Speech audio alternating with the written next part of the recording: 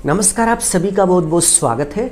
आज के वीडियो में हम आपको 3 ऐसी गलतियां दिखाने वाले हैं जो कि साइट पर वर्क कराते समय सिविल इंजीनियर को नहीं करनी चाहिए। यदि कोई भी सिविल इंजीनियर इन गलतियों को साइट पर वर्क कराते समय करता है तो कंपनी की नज़र में ऐसे सिविल इंजीनियर एक एवरेज सिविल इंजीनियर की कैटेगरी में रखे जाते हैं, यानी कि कंपनी की तरफ से उन्हें कोई बहुत ज़्यादा जिम्मेदारी वाला काम नहीं दिया जाता है। तो चलिए देखते हैं कि ये छोटी छोटी गलतियां कौन सी हैं और साइट पर वर्क कराते समय इन गलतियों के होने से क्या क्या नुकसान होता है।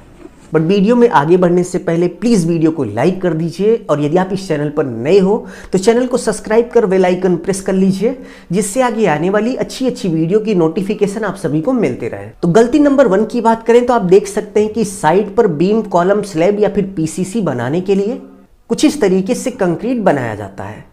अब कंक्रीट बनाने के बाद आप देख सकते हैं कि मिक्सर से और इसके साथ साथ टीएम से कुछ इस तरीके से गिराया जाता है। तो कंक्रीट को गिराते समय कभी भी कंक्रीट की ऊंचाई 1.5 मीटर से ज़्यादा नहीं रखनी चाहिए।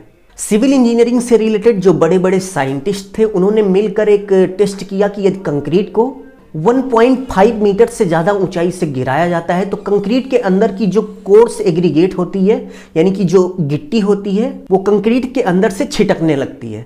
एग्जाम्पल की बात करें तो आप यहाँ पर देख सकते हैं कि कंक्रीट को जब ऊपर से गिराया जा रहा है तो कंक्रीट के अंदर की जो एग्रीगेट है, यानी कि जो गिट्टी है, वो अगल बगल छिटक रही है। तो यदि आप कंक्रीट को 1.5 मीटर से ज़्यादा ऊंचाई से गिराते हैं तो उस सिचुएशन में कंक्रीट के अंदर की जो गिट्टी होती है वो बड़ी मात्रा में कंक्रीट के अंदर से निकल जाती है। तो ऐसे में कंक्रीट की जो मजबूती होती है, जो स्ट्रेंथ होती है, वो कम हो जाती है। तो यही कारण है कि कंक्रीट को कभी भी 1.5 मीटर से ज़्यादा ऊंचाई से नहीं गिरानी चाहिए। तो एज अ सिविल इंजीनियर जब आप साइट पर काम करा रहे हो तो आप इस बात का विशेष ध्यान दें।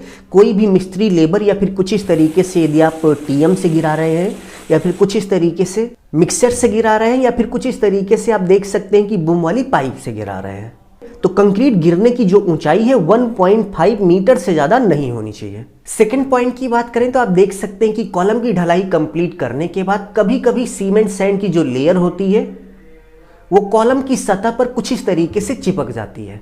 आप देख सकते हैं कि यहाँ पर कॉलम बना हुआ है और कॉलम की सतह पर सीमेंट सैंड की एक लेयर चिपकी हुई है, जो कि दिखने में बहुत ही खराब दिख रहा है। तो कॉलम की ढलाई कंप्लीट होने के बाद जब आप डिसटरिंग करेंगे, डिसटरिंग करने के बाद यदि आपको कॉलम की सतह पर कुछ इस तरीके से सीमेंट सैंड की कोई भी लेयर चिपकी हुई नज़र आ रही है तो उसको आप उसी दिन, यानी कि दूसरे दिन ही उसको हटा देंगे, क्योंकि उस समय कॉलम की जो कंक्रीट होती है वो बहुत ज़्यादा सख्त नहीं होती। ऐसी सिचुएशन में यदि आप करनी से कॉलम की सतह की केवल सफाई कर देंगे तो आराम से कॉलम के सतह पर कुछ इस तरीके से जो सीमेंट सैंड की लेयर चिपकी रहती है ये हट जाएगी। और यहाँ पर आप देख सकते हैं कि इंजीनियर द्वारा यही गलती हुई कि डिसटरिंग करने के बाद सीमेंट सैंड की लेयर को नहीं हटाया गया, यानी कि कॉलम के ऊपरी सतह की अच्छे से सफाई नहीं की गई और कॉलम की सतह पर जो सीमेंट सैंड की गंदगी थी वो अभी पूरी तरह से मजबूत हो गई है। तो इस सिचुएशन में यदि हम इस समय इसको हटाने की कोशिश करेंगे तो ये आसानी से नहीं हटेगा और इस कॉलम का प्लास्टर करते समय इस लेयर को हमें हर हाल में हटाना होगा। तो ऐसे में कॉलम ढलाई कंप्लीट होने के दूसरे दिन ही आपको कॉलम को एक बार जरूर से जरूर चेक करना चाहिए। यदि कॉलम की सतह पर कोई इस तरीके से आपको गंदगी दिखे तो इसको तुरंत करनी से साफ करा देना चाहिए। और थर्ड पॉइंट की बात करें तो आप देख सकते हैं कि कॉलम ढलाई के दूसरे दिन ही आपको कॉलम को कुछ इस तरीके से रफ कर देना है। आप देख सकते हैं कि कॉलम ढलाई होने के बाद कुछ इस तरीके से कॉलम बिल्कुल प्लेन होता है। कॉलम की सतह बिल्कुल प्लेन होने से कॉलम और वाल के ज्वाइंट पर कुछ इस तरीके से क्रैकिंग आ सकती है और इसके साथ साथ यदि आप कॉलम की प्लेन सतह पर प्लास्टर करेंगे तो प्लेन कॉलम की सरफेस पर प्लास्टर की जो पकड़ होती है वो मजबूत नहीं होती है।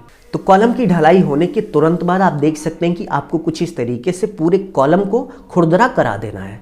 और यदि आप कॉलम ढलाई के दूसरे दिन कॉलम की सरफेस को खुरदरा नहीं करते हैं तो बाद में जब आप इसको खुरदरा करने जाएंगे तो उस सिचुएशन में आपका टाइम भी ज़्यादा लगेगा और इसके साथ साथ आपको ज़्यादा एफर्ट लगाना पड़ेगा। तो इस वीडियो में आपको 3 ऐसे पॉइंट बताए गए जो कि प्रत्येक सिविल इंजीनियर को पता होने चाहिए। और चलते चलते आप सभी के लिए एक क्वेश्चन है, कमेंट बॉक्स में कमेंट करके जरूर से जरूर बताइएगा। आप देख सकते हैं कि इस कॉलम की ढलाई कंप्लीट होने के बाद कॉलम के बिल्कुल नीचे कंक्रीट नहीं पहुंची। तो कॉलम के बिल्कुल नीचे कंक्रीट ना पहुंचने का क्या क्या कारण हो सकता है, कोई एक रीजन आप कमेंट बॉक्स में कमेंट करके जरूर से जरूर बताइए। अभी के लिए बस इतना ही। अपना ख्याल रखिए और अपने मम्मी पापा का अपने से भी ज़्यादा ख्याल रखिए। इसी भाव के साथ आप सभी से विदा लेते हैं। धन्यवाद।